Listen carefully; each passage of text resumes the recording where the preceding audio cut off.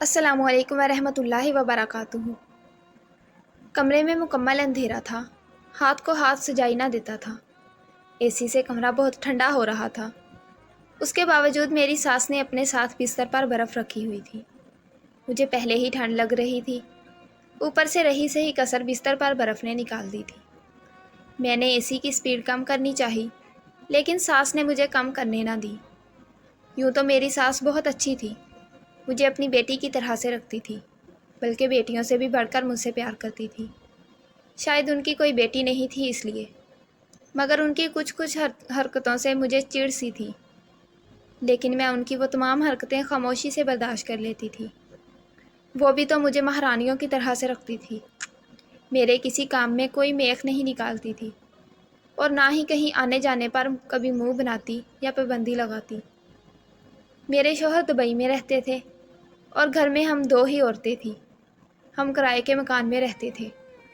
میری مکان مالکن بھی بہت اچھی عورت تھی، لیکن جیسے ہی کبھی وہ ہم سے کرایہ لینے یا کسی اور کام سے آتی، میری ساس ان کے سامنے نہیں آتی تھی، اور اگر کبھی انہیں مکان مالکن کا سامنا کرنا پڑتا تو وہ نقاب کر لیتی تھی۔ مجھے ان کی اس حرکت پر حیرت ہوتی تھی۔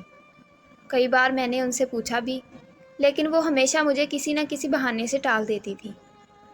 اسی طرح سے وہ جب بھی سونے لیٹتی تو اے سی چلا کر اور بستر پر برف رکھ کر سوتی تھی۔ ان سے جب میں نے اس بارے میں استفسار کیا تو وہ مجھ سے کہتی کہ انہیں شدید گرمی لگتی تھی، اسی لیے وہ اپنے ساتھ برف رکھ کر سوتی تھی۔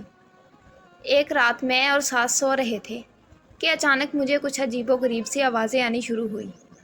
پہلے تو شدید نیند کے غلبے کی وجہ سے میں نے آوازوں کو اپنا وہم جانا، مگر جب آوازیں بلند ہوتی گئی تو مجھے لگا کہ جیسے ہمارے گھر میں کوئی گھس آیا ہے۔ میں نے فوراً مکان مالکن کو فون کیا۔ وہ بیچاری آدھی رات کو ہمارے گھر پہنچی۔ میں نے جب ساس کے کمرے کی لائٹ کھولی اور ساس کی طرف دیکھا تو میری چیخیں نکل گئی، کیونکہ ساس تو میرا نام صبا ہے، اور میں پنڈی میں رہتی ہوں۔ میری شادی میرے گھر والوں نے کر دی تھی۔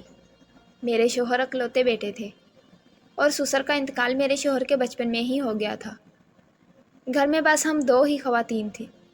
شادی کے کچھ عرصے بعد ہی میرے شوہر کی دبئی میں نوکری ہو گئی تھی، اور وہ مجھے اپنی ماں کے پاس چھوڑ کر وہاں چلے گئے تھے۔ ان کے جانے کے بعد جب میں گھر میں بوریت محسوس کرنے لگی تو میری ساس نے مجھ سے کہا کہ میں کسی اسکول میں جاب کر لوں۔ یوں میں نے ایک اچھے اور بڑے اسکول میں جاب کر لی تھی، پر مسئلہ یہ تھا کہ وہ اسکول میرے گھر سے بہت فاصلے پر تھا۔ تب میں نے ساس اور شوہر کے مشورے پر اسکول کے قریب ہی کرائے کے مکان ڈھونڈ کر وہاں شفٹ ہو گئے تھے، اور اپنا مکان کرائے پر دے دیا تھا۔ میری مکان مالکن سے بھی اچھی سلام دعا ہو گئی تھی، ان کا ہمارے گھر آنا جانا ہو گیا تھا۔ لیکن پتہ نہیں کیوں میری ساس ان کے آنے پر یا تو کسی نہ کام میں مصروف ہو جاتی یا پھر سو جاتی، اور اگر کبھی کسی نہ کسی وجہ سے ان کا آمنا سامنا ہوتا تو وہ نقاب کر لیتی۔ میں نے ایک دو بار ان سے پوچھا بھی کہ وہ اس طرح کیوں کرتی ہیں، تو وہ مجھے ٹال دیتی۔ شروع میں جب میرے شوہر دبئی گئے تو میں ساس کے ساتھ ان کے کمرے میں ہی سو جاتی، لیکن ان کے ساتھ سونا اور جوئے شیر لانا ایک برابر تھا۔ میری ساس اپنے کمرے میں فل اے سی چلاتی اور بستر پر بھی برف رکھ کر سوتی، اور کمرے میں اتنا اندھیرا ہوتا کہ ہاتھ کو ہاتھ سجائی نہ دیتا۔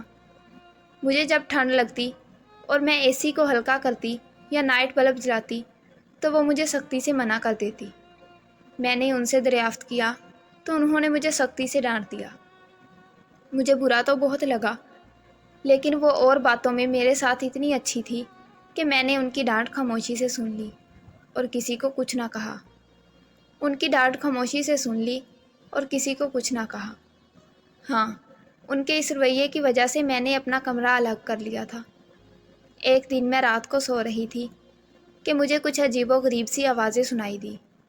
میں نے نیند میں اپنے وہم سمجھا، لیکن جب آوازیں بلند ہوتی گئی تو میں نے اٹھ کر جائزہ لیا کہ یہ آوازیں کہاں سے آ رہی تھیں۔ وہ آوازیں میری ساس کے کمرے سے آ رہی تھیں۔ ایسا لگ رہا تھا جیسے کوئی میری ساس کا گلا دبانے کی کوشش کر رہا تھا۔ میں نے ڈر کر فوراً اپنی مکان مالکن کو فون کیا۔ وہ بیچاری میرے فون پر دوڑی چلی آئی تھی۔ میں نے ساس کے کمرے کی طرف اشارہ کیا۔ وہ مجھے لے کر کمرے کی طرف بڑھی۔ میں نے ڈرتے ڈرتے لائٹ کھولی اور ساس کی طرف دیکھا تو میری خوف سے چیخیں نکل گئی تھی۔ ان کی آنکھیں باہر نکلی ہوئی تھیں اور چہرہ خوفناک حد تک لال ہو رہا تھا۔ ایسا لگ رہا تھا جیسے کسی نے ان کا گلا گھونٹنے کی کوشش کی تھی۔ ان کی حالت بہت خراب ہو رہی تھی۔ میری مکان مالکن میرے پیچھے ہی تھی۔ وہ مجھے ہٹا کر کمرے میں داخل ہوئی تو میری ساس کو دیکھ کر انہیں بھی حیرت کا ایک جھٹکا لگا تھا۔ ہم ان کے بیٹے کی مدد سے میری ساس کو ہسپتال لے کر پہنچے۔ ایمرجنسی میں ڈاکٹر نے انہیں ٹریٹ کیا اور ہمیں کمرے کے باہر ہی رکنے کا کہا۔ میں نے اپنی مکان مالکن سے پوچھا کہ انہیں میری ساس کو دیکھ کر اتنی حیرت کیوں ہوئی تھی۔ تب انہوں نے بتایا کہ وہ میری ساس کو بہت اچھی طرح سے جانتی تھی، بلکہ وہ اور میری ساس بچپن کی سہیلیاں تھیں، لیکن وقت اور حالات نے انہیں ایک دوسرے سے الگ کر دیا تھا۔ انہوں نے بتایا کہ میری ساس نے بچپن سے ہی بہت دکھ اور تکلیفیں دیکھی تھی۔ میری ساس کی والدہ کا انتقال ہو چکا تھا اور ان کے والد نے دوسری شادی کر لی تھی۔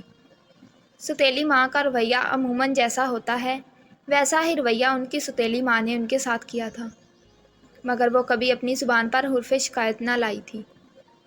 ان کی ستیلی ماں نے ان پر ہر ظلم کیا تھا۔ ان کی پڑھائی چھڑوا کر انہیں بہت چھوٹی عمر میں ہی گھر کے کاموں میں جوت دیا تھا۔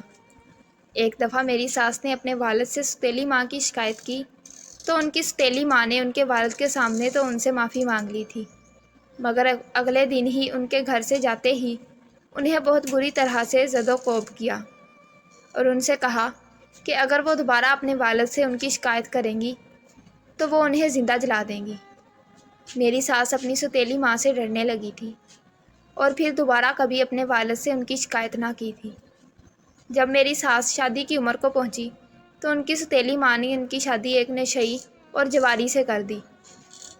وہ ان کو بہت مارتا پیٹتا تھا اور ان کو غلط کاموں میں ملوث کرنا چاہتا تھا۔ میری ساس نے اسے بہت بار سمجھایا بجھایا، لیکن وہ اپنی حرکتوں سے باز نہ آتا تھا۔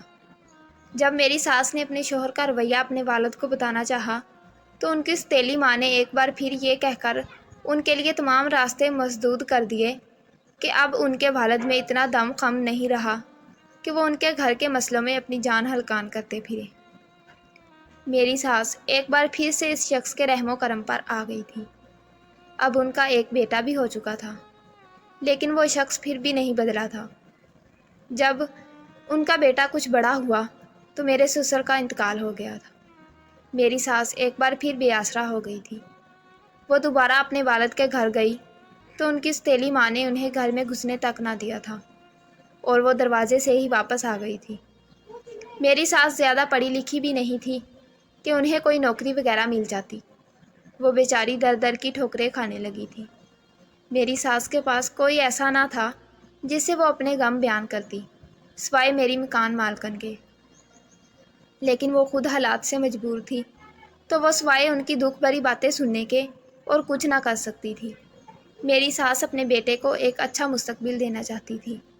وہ نہیں چاہتی تھی کہ ان کا بیٹا بھی اپنے باپ جیسا بنے۔ میری ساس دن رات محنت مزدوری کرتی تاکہ اپنے بیٹے کو اعلیٰ تعلیم دے سکے، لیکن وہ ناکام ٹھہرتی۔ ایک دن میری ساس کے پاس ان کے شوہر کا دوست آیا اور اس نے میری ساس کو اپنے ساتھ کام کرنے کی پیشکش کی۔ میری ساس کے سر پر اپنے بیٹے کا اچھا مستقبل سوار تھا۔ انہوں نے بغیر کچھ سوچے سمجھے اس آدمی کی کام کی پیشکش منظور کر لی تھی۔ جب میری مکان مالکن کو معلوم ہوا تو انہوں نے میری ساس کو بہت سمجھایا، لیکن میری ساس نہ مانی۔ تب انہوں نے میری ساس سے ہر قسم کے تعلقات ختم کر لیے تھے۔ میری ساس بھی اپنے بیٹے کو لے کر وہاں سے چلی گئی تھی۔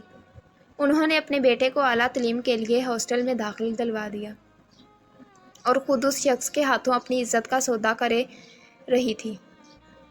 بالآخر میرے شوہر کا ایک تب کامیاب مستقبل کے ساتھ واپس لوٹے۔ اس وقت تک میری ساس بالکل کھوکھلی ہو چکی تھی۔ انہوں نے وہ شہر چھوڑا اور پنڈی میں آ کر رہنے لگی۔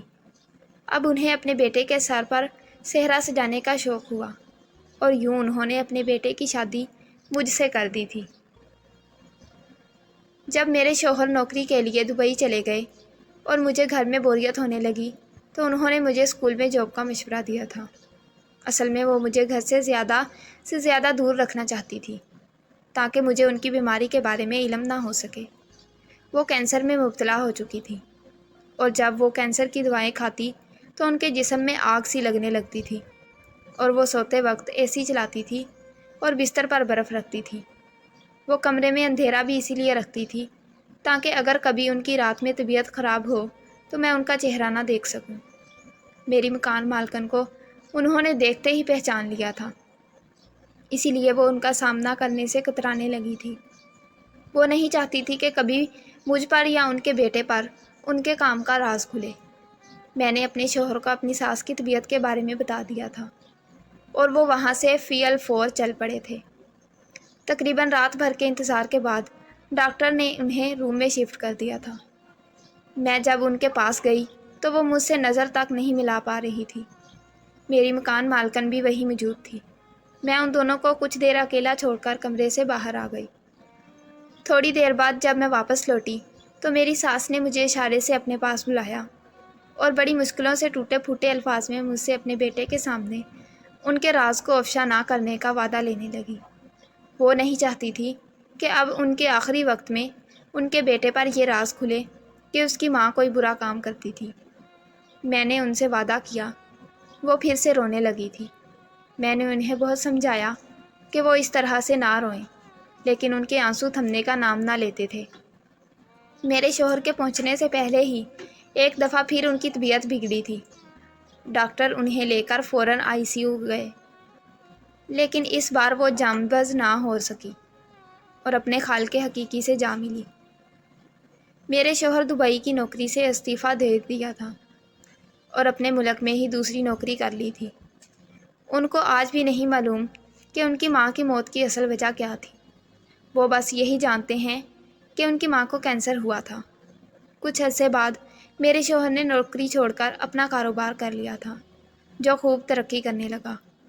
آج ہم اپنے بڑے سے گھر میں 4 بچوں کے ساتھ بہت خوشحال زندگی گزار رہے ہیں۔ میں اپنی ساس کے نام سے ہر مہینے صدقہ و خیرات کرتی رہتی ہوں اور ان کی مغفرت کی دعا مانگتی رہتی ہوں۔ ویڈیو اچھی لگے تو ویڈیو کو لائک کریں اور اگر ابھی تک آپ نے میرے چینل کو سبسکرائب نہیں کیا تو میرے چینل کو سبسکرائب کر لیں۔ ملتے ہیں نیکسٹ ویڈیو میں، تب تک کے لیے اللہ حافظ۔